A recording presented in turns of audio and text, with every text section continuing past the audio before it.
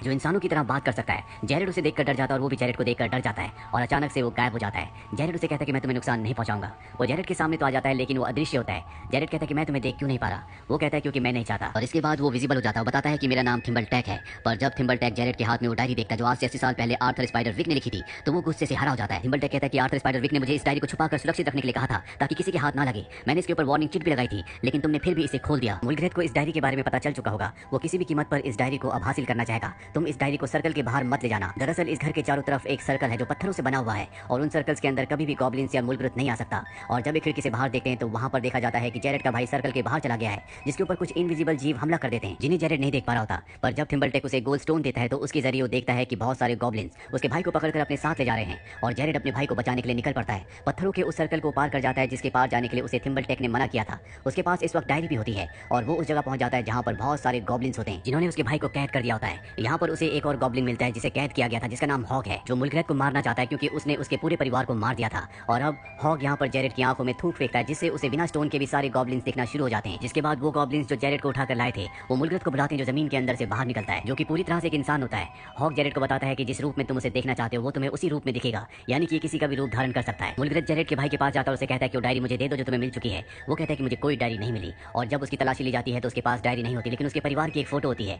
मुलग्रेथ कहता है कि अगर तुमने मुझे डायरी वापस लाकर नहीं दी तो मैं तुम्हारे पूरे परिवार को मार दूंगा और वो जेरेड के भाई को छोड़ देता है। इसके बाद गॉब्लिन्स बताते हैं कि हम गलती से जेरेड के भाई को ले आए। दरअसल उसका जुड़वा भाई है जिसे डायरी मिली है। मुलग्रेथ कहता है कि जाओ और उस डायरी को हासिल करो और डायरी मिलने के बाद उसके पूरे परिवार को मार देना। वहीं जेरेड अपने भाई सीमन तक पहुंच जाता है। सीमन चाहता है कि वो डायरी किसी भी कीमत पर वापस मुलग्रेथ को दे दे ताकि उसके परिवार की जान बच जाए पर जेरेड उसे ऐसा करने से मना करता है। और जब ये दोनों आपस में लड़ रहे होते हैं तभी वहां पर बहुत सारे गॉब्लिन्स आ जाते हैं जो इनके ऊपर हमला कर देते हैं। ये अपनी जान बचाने के लिए घर की तरफ सर्कल के अंदर की तरफ भागते हैं। हालांकि जेरेड तो सर्कल के अंदर चला जाता है लेकिन सीमन बाहर रह जाता है। एक गॉब्लिन उसके पैर पर काट कर उसे जख्मी कर देता है। जेरेड अपने भाई को अंदर ले आता है पर तब ये देखते हैं कि इनकी बहन सर्कल के बाहर है जिसके पास तलवार भी होती है। जिसके बाद गॉब्लिन्स उसके ऊपर हमला कर देते हैं। जेरेड के पास जो स्टोन होता है वो अपनी बहन को देता है जिस स्टोन से वो सभी गॉब्लिन्स को देख सकती है और अपनी तलवार से उन पर हमला करती है। जिसके बाद जेरेड अपनी बहन को भी सर्कल के अंदर ले आता है यानी कि अब इस सब के सब सुरक्षित हैं। अब जेरेड की बहन जेरेड से कहती है कि हमें मुलग्रेथ को ये डायरी वापस कर देनी चाहिए ताकि हम सब की जान बच जाए। पर तभी वहां पर थिम्बलटैक आ जाता है। वो कहता है कि अगर तुमने उन्हें डायरी दी तो तुम्हारे पूरे परिवार को मार देंगे। ये फैसला करते हैं कि ये उस डायरी को जला देंगे। ये सभी गॉब्लिन्स के आगे उस डायरी को जलाते हैं लेकिन वो डायरी नहीं जलती बल्कि आग बुझ जाती है। और अब ये फैसला करते हैं कि ये अपनी आंट के पास जाएंगे जिनकी दिमागी हालत खराब हो गई थी लेकिन सर्कल से बाहर जाना बहुत ही रिस्की है इसीलिए सबसे पहले डायरी को वापस उसी की जगह पर रख देते हैं और चाबी थिम्बलटैक को दे देते हैं। और अब जेरेड अपनी बहन के साथ एक छुपे हुए रास्ते से इस जगह से निकल जाता है लेकिन उसे बाहर गॉब्लिन देख लेते हैं और वो उनका पीछा करते हैं। पर ये दोनों किसी तरह से इस जगह से भागकर अपनी आंट के पास पहुंच जाते हैं जिनके पास बहुत सारी खूबसूरत फेरीज भी होती है। वो बताती है कि जब मैं छोटी थी तो मेरे पिता इन्हीं चीजों के ऊपर रिसर्च किया करते थे। उन्हें बहुत सारी सीक्रेट दुनिया के क्रिएचर्स के बारे में पता था जिनके बारे में उन्होंने एक डायरी लिखी लेकिन बाद में उन्हें एहसास हुआ कि अगर ये डायरी मुलग्रेथ के हाथ लग गई तो दुनिया में सबसे ताकतवर हो जाएगा और पूरी दुनिया पर कब्जा कर लेगा। इसीलिए मेरे पिता ने घर के चारों तरफ एक बाउंड्री बनाई जिसके अंदर कोई भी शक्ति नहीं आ सकती थी। लेकिन एक दिन मैं गलती से खेलते खेलते सर्कल के दूसरी तरफ चली गई और गॉब्लिन्स ने मेरे ऊपर हमला कर दिया। मेरे पिता को मुझे बचाने के लिए सर्कल के दूसरी तरफ आना पड़ा और तभी कुछ फेरीज उन्हें अपने साथ उठाकर ले गई क्योंकि वो नहीं चाहती थी कि उनकी दुनिया के बारे में कोई भी कुछ लिखे या किसी को बताए। मैं सर्कल के इस तरफ आ गई लेकिन कुछ दिनों के बाद मैं अपने पिता को जंगल में ढूंढने के लिए गई। गॉब्लिन्स ने मेरे ऊपर हमला किया, मेरे हाथ को जख्मी कर दिया और जब मैंने बात पुलिस को बताई कि गॉब्लिन्स ने मेरे ऊपर हमला किया है तो सबने मुझे पागल समझा। जिसके बाद मुझे कुछ वक्त के लिए पागल खाने में भेज दिया गया।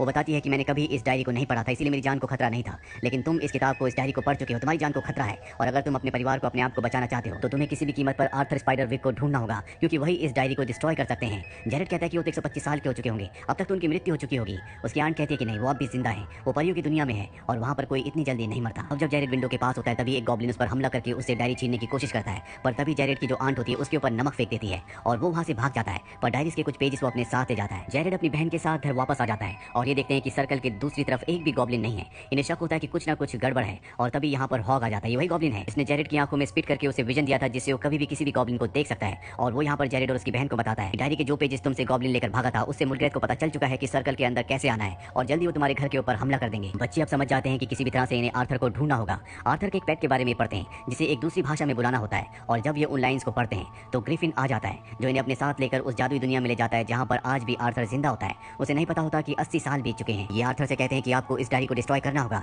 इसकी वजह से हमारे पूरे परिवार की जान को खतरा है। पर जब ये डायरी को देखते हैं तो ये डायरी वो डायरी नहीं होती जो आर्थर ने कभी लिखी थी। दरअसल थिम्बलटैक ने उस डायरी को बदल दिया होता है और अब इन्हें एहसास होता है कि जल्द से जल्द इन्हें घर पहुंचना होगा क्योंकि जल्दी गॉब्लिन्स इनके घर के ऊपर हमला कर देंगे जहां पर इनकी मॉम आने वाली है। आर्थर कहता है कि जेरेड को यहाँ से नहीं जाने दिया जाएगा क्योंकि उसे डायरी के बारे में बहुत कुछ पता है, उसने डायरी को पढ़ा है। वो कहता है कि मैं इन सभी को यहाँ डिस्ट्रैक्ट करता हूँ और तुम यहाँ से निकल जाओ।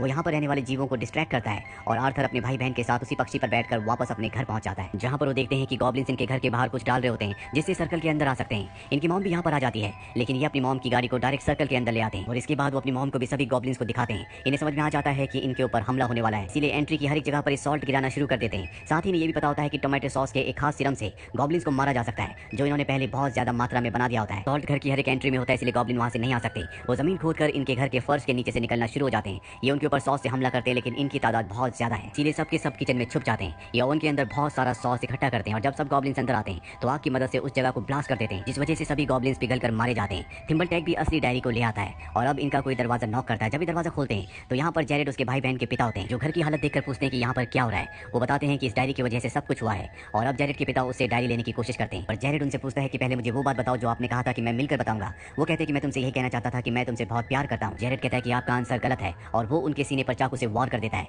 क्योंकि उसे पता चल गया होता है कि ये उसके पिता नहीं है बल्कि ये मुलगरत है। मुलगरत भी अपने असली रूप में आ जाता है। जेरेड यहाँ से डायरी को लेकर डम वेटर से ऊपर की तरफ जाता है, लेकिन मुलगरत अब सांप बनकर उसका पीछा करना शुरू कर देता है। जेरेड छत पर पहुंच जाता है, लेकिन अब वहां से गिरने वाला होता है, पर तभी वो अपने सामने हॉक को देखता है और उसके पास जो डायरी होती है वो उसे जमीन की तरफ फेंकता है, पर मुलगरत इससे पहले कि जमीन पर डायरी गिरती पक्षी बनकर उस डायरी को पकड़ लेता है। यहाँ से डायरी लेकर वो निकल ही रहा होता है कि हॉक उसे पकड़कर खा जाता है, क्योंकि हॉक सिर्फ और सिर्फ पक्षियों को खाता है और इस तरह से मुलगरत का अंत हो जाता है। हॉक ने भी मुलगरत को खाकर उसे मारकर अपने परिवार की मौत का बदला उससे ले लिया है। अब सब कुछ यहाँ पर ठीक हो चुका है। इसके बाद यहाँ पर आर्थर की बेटी को यानी कि ये अपनी आंट को भी ले आते हैं, जिन्हें सब पागल समझते थे, और अगली सुबह दिखाया जाता है कि आर्थर भी वापस आ चुके हैं। वो बताते हैं कि मुलगरत मारा जा चुका है, डायरी अब पूरी तरह से सुरक्षित है, इसीलिए मैं वापस आ पाया, लेकिन मैं इस दुनिया में अब रुक नहीं पाऊंगा, क्योंकि इस दुनिया के हिसाब से मैं 125 साल का हूँ, इसीलिए मुझे वापस जाना होगा। आर्थर की बेटी, जिसे वो बचपन में इस जगह छोड़कर चले गए थे, वो कहती है कि अब मैं भी आपके साथ चलूंगी, मैं एक बार फिर से आपसे अलग नहीं होना चाहती। आर्थर कहता है कि ठीक है, जिसके बाद दिखाया जाता है कि उसकी बेटी एक बार फिर से छोटी बच्ची बन चुकी है, जिस उम्र में आर्थर उसे छोड़कर गए थे, और ये पिता और बेटी खुशी खुशी इस दुनिया से एक बार फिर से जादुई परियों की दुनिया के लिए निकल पड़ते हैं। और इसी के साथ ये फिल्म, ये कहानी यहीं पर खत्म हो जाती है।